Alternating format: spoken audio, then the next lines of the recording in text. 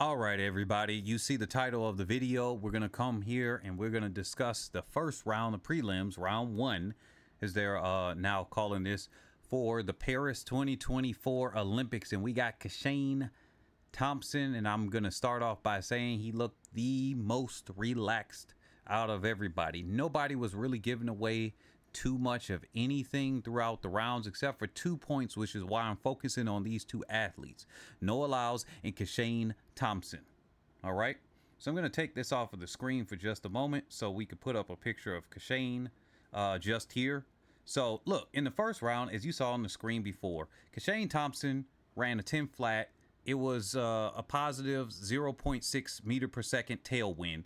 And he was looking around. He's just like, whatever, the minimum I got to do. That's what pretty much all the big names, all the people we expect, they basically were doing the bare minimum. All right, so nothing much to see there. It's not really changing much at all between most of the people here. It's still looking like Kishane Thompson is the favorite, right? He really just had low energy output there. In second place, we had Azamati from Ghana. Actually, I kind of expected him to make it to the next round. He's been showing up for championships and everything for a little while. We got Espinosa from Cuba in third. So that was heat number one. All right. Here's the thing that started to happen here. Kishane, he's looking very, very comfortable. He's looking like he's pretty much relaxed. I said it already. But let's look here. We had Amanula in heat number two. He looked like he was working a little bit harder. He just kind of relaxed himself as well. 10.08. Nothing much to see there. Let's go to heat three, which is where he caught a lot of people's attention.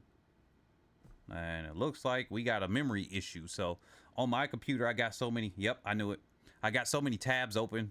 This is happening here. So I'm just going to talk it through instead of putting it on the screen because it's going to keep crashing. When I'm doing this live stream or whatever at the same time, it is not allowing me to do that or even pre-record it. Wrong image of Noah Lyles. Let's have this one. You see this image of him on the screen? You see the image of him on the screen? That's the face of somebody kind of didn't expect to get second place. I am genuinely convinced that he was surprised that he got second place. He thought he was going to get first. He may have been like, maybe I could catch him. But then at some point it was too late. And he's like, look, I only need to get 1 through 3. So that's all I need to do. But that look right there, that shows a little bit of a crack and a chink in the armor. Look, Noah Lyles, as he says, the 100 is basically his side chick. He's married to the 200. So coming into this, a lot of people are doing the trash talk. He's doing some big talking because he wants to get 5 gold medals. He didn't say 5 medals. He said 5 gold medals. So he's put a little bit of a target on his back. So we got to give him that. But me personally, I'm looking at him year by year. I'm like, yeah, his 100 isn't going to be like any given field. He came in hungry. I've said this time and time again, but you got to look at hungry. He was the second slowest person in the field in that final. So when it came, not in the world, but in that final. So all of those athletes there, he was the second slowest, yet he still came out with a win. Can he do the same thing this year? I'm confident that he could do it with most people, but the way some of these people are looking, like he ran a 10.04, that's kind of in the range of what other athletes are doing.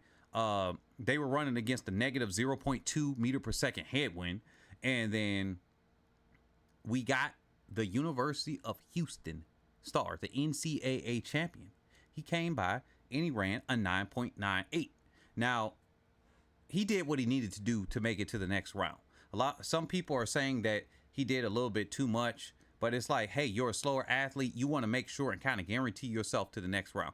My best friend does that at the master's level, and he's able to run faster and faster each one of the rounds. He's like, look, I'm putting my effort into this. I'm not going to do the whole back thing. So he did what he needed to do.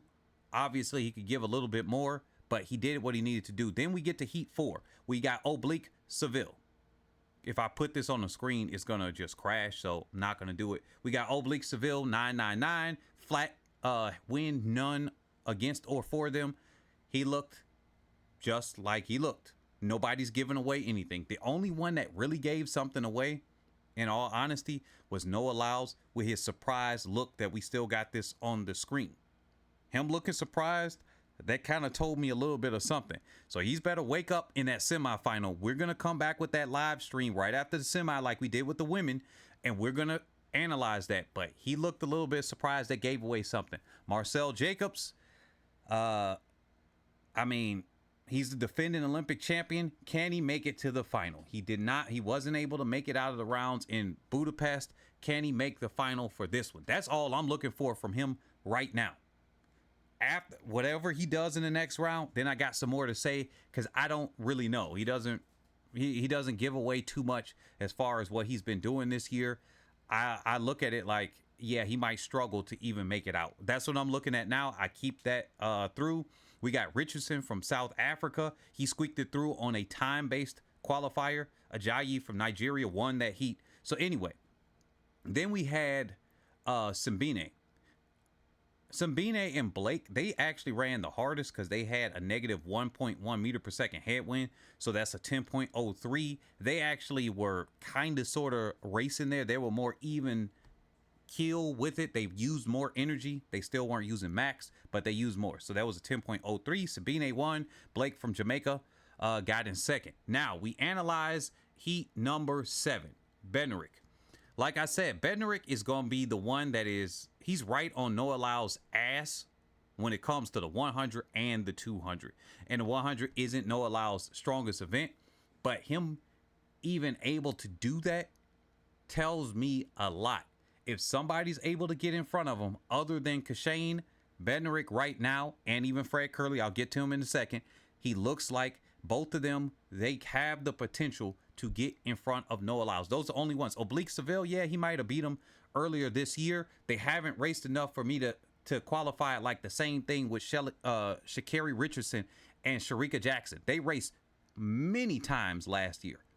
And Sha'Carri Richardson had Shericka Jackson's number. No matter who would have got in front of either one of them, if somebody could, it was like Sha'Carri was dialed in and gonna beat Shericka Jackson. That was almost like a guaranteed effect, unless she was next to Shelly Ann Fraser-Price. That would have been something that would have potentially affected her, because a bad starter, and I'm going to say this with Noah Lyles, this is why I'm saying it applies to Noah Lyles, a bad starter versus somebody that is an excellent starter is almost a very, very, very bad combination, especially when they don't fade at the finish and they got a good finish. Because what happens is, listen to what Noah Lyles said before, and this is why I said that look on his face, which I still have on the screen, it means a lot. Remember when he was like, yeah, Amanula, if you guys watch the documentary for Sprint, but you could even tell this just from looking at athletes, he was looking like, yeah, Amanula didn't get out far enough from me. And that's the thing.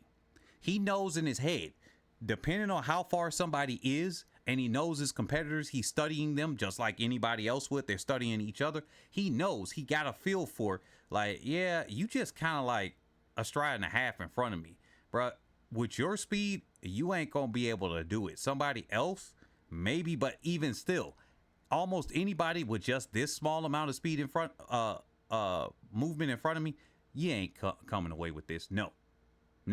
So that's what Noah Lyles, assuming he makes the final, which I find it hard to believe he won't make the final, even with the surprise look here. He just had conserved his energy too much, in my opinion. But if he's in the final and he's next to Kishane, which is most likely to happen, this dude better hope and pray and actually just work on it that he's going to have a good start for him. Because if he has an average start of his, that's still a bad start, and that's gonna leave him too far back psychologically. Even if he's got the speed to do it, psychologically, we know how it is, guys, to try to make up some kind of gap like that. So there's that. But Kenny Bednarik, I think that's one of the people that can get there. Then we got the final heat with Fred Kerley. Kerley was just looking through Tobogo, and Tobogo was over there just talking. He was just like, he faded it to second. He just was like, whatever. I faded it to second. He was in the lead. Zarnell Hughes I find it hard to believe he's gonna make the final. No offense to him, I don't really see him making a final. Hopefully he can, but I don't see it. Kerley's looking too good. Lyles, maybe. I'm gonna look right now live what the semifinal heat is. I'm gonna try to bring it up on the screen and hopefully it doesn't crash.